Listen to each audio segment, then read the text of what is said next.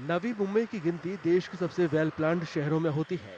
ये शहर इन दिनों महाराष्ट्र विधानसभा चुनावों में एक हाई प्रोफाइल सियासी लड़ाई का गवाह बन गया है। 2009 और 2014 में नाइक फैमिली ने नवी मुंबई की दोनों विधानसभा सीटों ऐरोली और बीलापुर पर जीत हासिल की थी।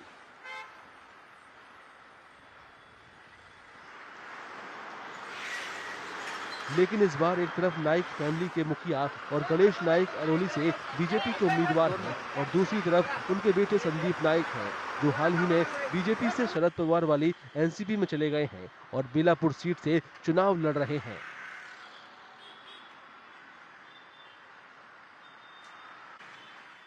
ये शहर में एजुकेशन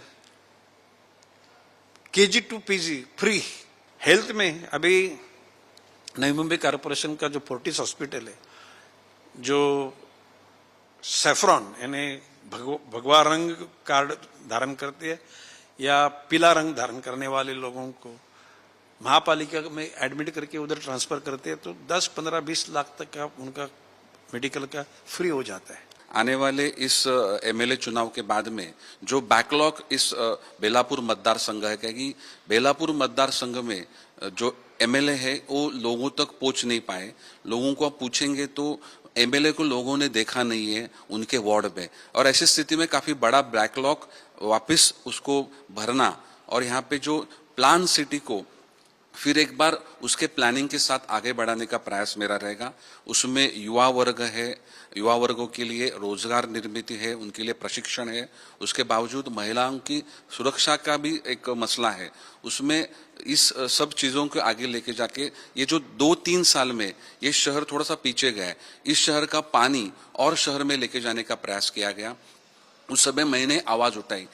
एम के मलवी को उद्धव ठाकरे ने उम्मीदवार बनाया है। वो ऐरोली सीट पर जीत का दावा ठोक रहे हैं। नई मुंबई की जनता इस बार जूना चेहरा देख देख कर कंटाल गई हुई है, नया चेहरा देखना चाहती है और वो नया चेहरा के माध्यम से एम के मलवी सामने आया हुआ है और ऐरोली विधानसभा के मतदार राजाओं ने तय कर लिया है कि कौन से भी हालत में हम लोग इस बार नया चेहरा एम के मलवी को मशाल का बटन दबाकर 20 तारीख को हम लोग चुनवा के देंगे। बेलापुर से मौजूदा बीजेपी विधायक मंदा विजय मात्रे का कहना है कि उपचुनाव से उनका रिकॉर्ड और मजबूत हो जाएगा। पब्लिक है, जनता मुझे पहचानती है। मैं 35 ईयर से काम करती हूँ यहाँ पर, 10 साल विधायक हूँ, उसके पहले 6 साल विधायक थी। तो मेरा काम करने का जो अंदाज है वो सभी को पता है कि ताई ने आज यहाँ 2000 करोड़ का मेडिकल कॉलेज और हॉस्पिटल लाई है। तो ये छोटी कोई बात नहीं है, बड़े बड़े आमदारों को हॉस्पिटल नहीं मिलता है, मगर मुझे मिला है और काम चालू है। बेलापुर में एकनाथ शिंदे वाली शिवसेना के बागी और रिटायर्ड आईएएस अधिकारी विजय नाहटा की एंट्री से मुकाबला और रोमांचक हो गया है। विजय नाहटा निर्दलीय चुनाव लड़ रहे हैं। I think parking is the biggest problem in the city now, and after this airport becoming operational, it will be a very big issue for the city and it will be a headache for the city. So my top priority will be to create public parking places in the city, and I will pursue that. That is the most required thing. Secondly, redevelopment is a very big issue in the city. At least 3 lakh people staying in the building which are dilapidated in condition. But now the procedure is very clumsy.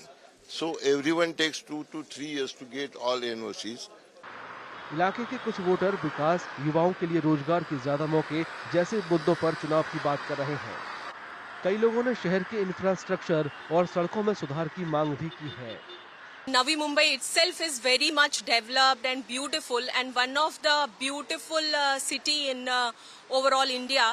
So I expect more development for youth, because if you see everything here, roads and everything is just doing better, and it's really nice. It's beautiful city, but for youth, jobs and so many things are here. So we want our MLA to do some development in favor of our youth and jobs. I expect development, and जितना मैं देख रही हूँ हमारे age group में sports बहुत ज़्यादा है, तो उस पर उनको थोड़ा और ज़्यादा ध्यान देना चाहिए लोकल स्पोर्ट्स में, नॉट सिर्फ क्रिकेट एंड लड़कियों के लिए स्पोर्ट्स एंड डेवलपमेंट तो हो ही रहा है। एंड आई हर्ड कि नवी मुंबई एकदम क्लीनेस्ट सिटी में आ चुका है, लेकिन जहाँ पे मैं रहती हूँ उसी गली में इतना कचरा फैला रखा है।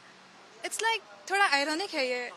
यहाँ के जो रोड वगैरह है वो बहुत कंजेस्टेड है, वो बड़े होने चाहिए और यहाँ पे नागरिक सुविधा की जो यह है वो अच्छी तरह से इम्प्लीमेंट होना चाहिए। महाराष्ट्र की सभी 288 सीटों के लिए 20 नवंबर को वोटिंग होनी है, जबकि नतीजे 23 नवंबर को आएंगे।